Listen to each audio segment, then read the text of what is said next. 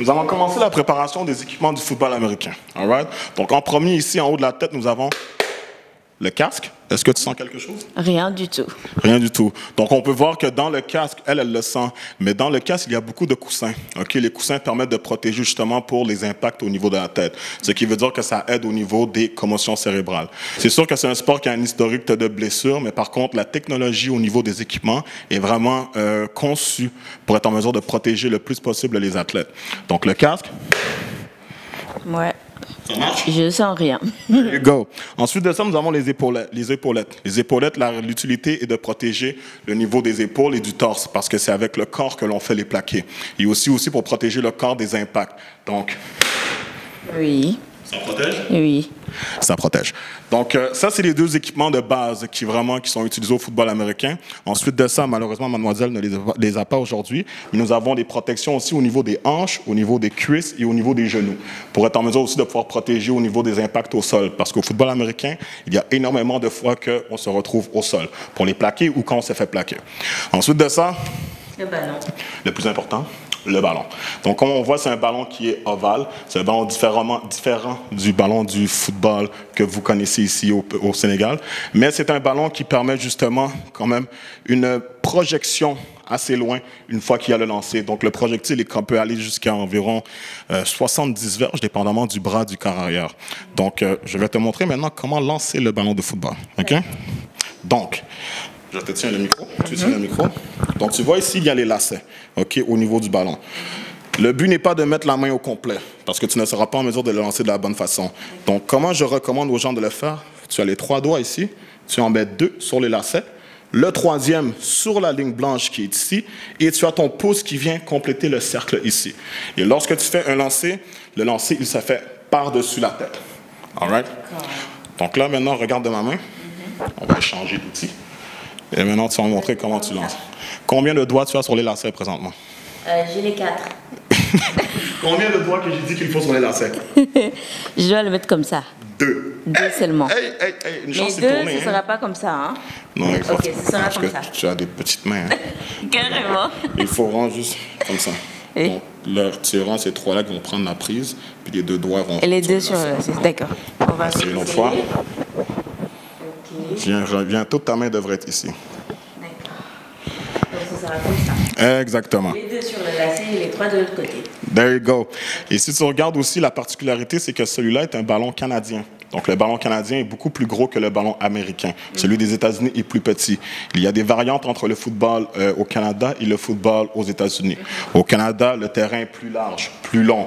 La zone des buts est plus grande. Aussi, nous jouons à 12 joueurs sur le terrain. Tandis que le football aux États-Unis, le jeu se passe à 11 joueurs. Donc, le terrain au Canada est large de 65 verges environ. Et celui aux États-Unis, je crois qu'il est 53 verges. Donc, il y a quand même une bonne différence du terrain. Donc, voilà la différence. Donc, c'est pour ça que tout ce qui est au Canada est un peu plus gros, même le ballon. D'accord. Moi, la question que je voudrais poser, là, tout de suite, c'est combien coûte tout ce matériel, quand même? C'est aussi cher que c'est lourd ou bien? Attends, juste... c'est aussi cher que c'est lourd. C'est pas de l'or, là. Ça va pas au poids. Donc, pour le prix des matériaux, écoute, ça peut dépendre aussi de la marque. Donc, aux États-Unis, au Canada, écoute, ces matériaux-là se vendent quand même assez très cher. Un casque de football pourrait passer d'environ, je te dirais, de 300 $ à 700 $ canadiens. Et ensuite de ça, pour les épaulettes, on se retrouve environ dans le range environ des 500 $, dépendamment encore une fois de la marque et aussi de la technologie et de, comment dire, la vieillesse du matériel.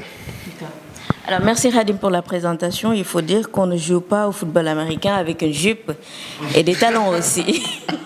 C'est très déconseillé. Très déconseillé. Donc, on peut voir l'intérieur du casque du football américain.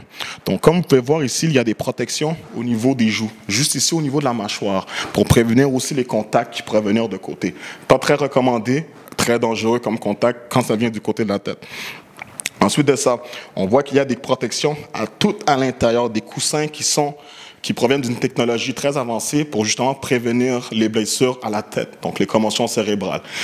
Donc, on peut voir que vraiment, ils ont pris la peine de vraiment, protéger tous les espaces. Il y a des coussins qui protègent le front, le derrière de la tête, le dessus de la tête, les joues, pour être sûr et certain de rendre le sport le plus sécuritaire pour les athlètes.